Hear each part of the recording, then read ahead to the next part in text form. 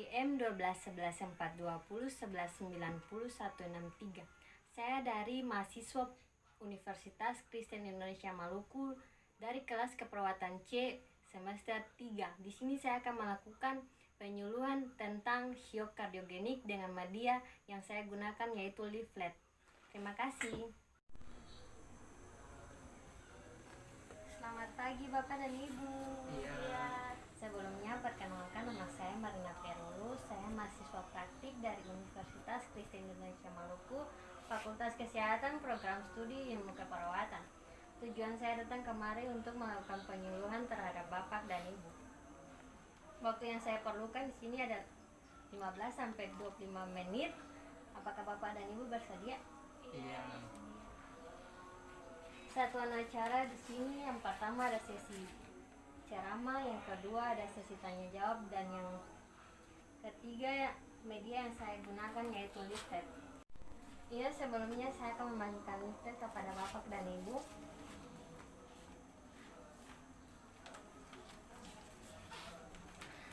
Iya, pertama-tama saya akan membahas tentang pengertian syok kardiogenik. Syok kardiogenik adalah kondisi di mana jantung mengalami gangguan secara mendadak sehingga tidak mampu mencukupi pasokan darah yang dibutuhkan oleh tubuh. Kemudian penyebab dari syok kardiogenik yang pertama, umur yang relatif lebih tua, lebih dari 60 tahun. Yang berikut telah terjadi paya jantung sebelumnya, kemudian adanya infrak lama dan baru. Kemudian lokasi pada dinding anterior lebih sering menimbulkan syok. Kemudian gangguan irama dan nyeri hebat. Selanjutnya ada hipovolemia. Kita masuk di tanda dan gejala dari syok kardiogenik. Yang pertama, timbulnya tiba-tiba dalam 4 sampai 6 jam. Yang berikut napas cepat dan pendek. Kemudian takikardin atau berdebar-debar. Kemudian denyut nadi melemah dan nyeri dada, pucat serta tangan dan kaki terasa dingin, linglung atau gelisah, hilang kesadaran atau pingsan, dan frekuensi buang air kecil berkurang atau sama sekali tidak buang air kecil. Iya Bapak Ibu, komplikasi dari syok kardiogenik ini yang pertama ada cardiopulmonary arrest atau henti jantung secara tiba-tiba. Kemudian distremia, yaitu gangguan irama jantung yang mana denyut jantung bisa lebih cepat. Kemudian gagal multisistem organ. Kemudian tromboemboli, yaitu pengumpalan. Yang berikut penata laksanaan dari syok kardiogenik. Yang pertama, pastikan jalan napas tetap adekuat. Bila tidak sadar, sebaiknya dilakukan intubasi.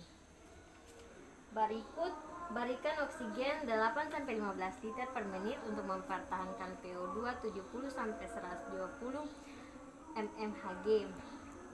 Kemudian koreksi hipoksia, gangguan elektrolit, dan keseimbangan asam basa yang terjadi.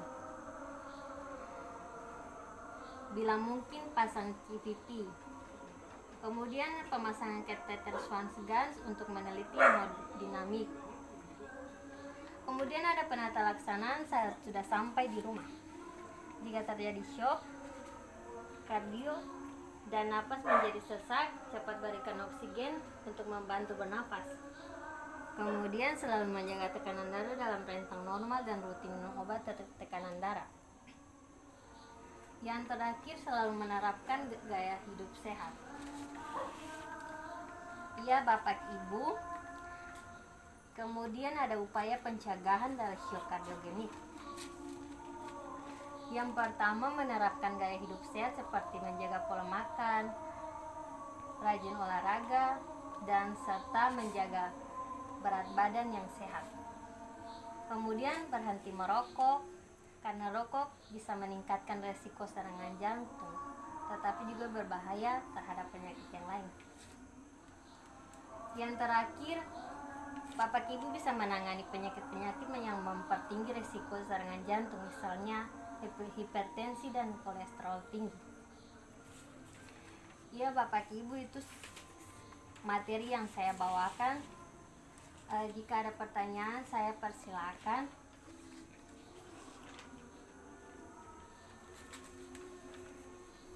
Ya, terima kasih atas kesempatannya.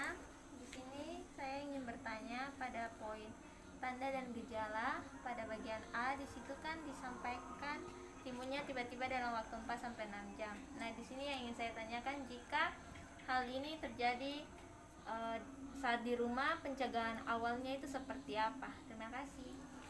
Iya, pencegahan yang terjadi jika shock kardiogenik ini terjadi dalam waktu 4 sampai 6 jam. Yang pertama Bapak Ibu bisa lakukan yaitu baringkan pasien secara perlahan dan jangan menggerakkan tubuh pasien. Yang kedua, jika pakaian pasien terlalu ketat bisa Bapak Ibu lepaskan.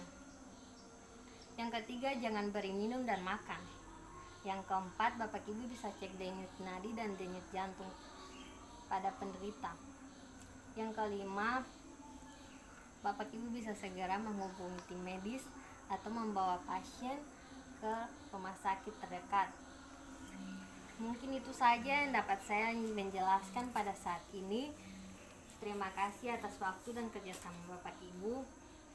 Semoga materi yang saya bawakan bisa bermanfaat.